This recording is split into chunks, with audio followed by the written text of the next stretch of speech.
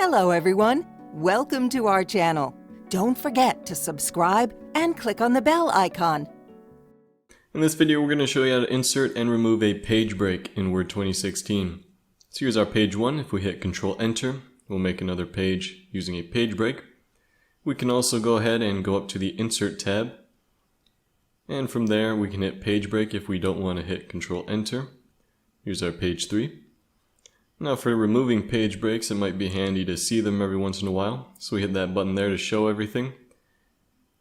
All the different indentations and spaces and enters. And we can select it, hit backspace on that.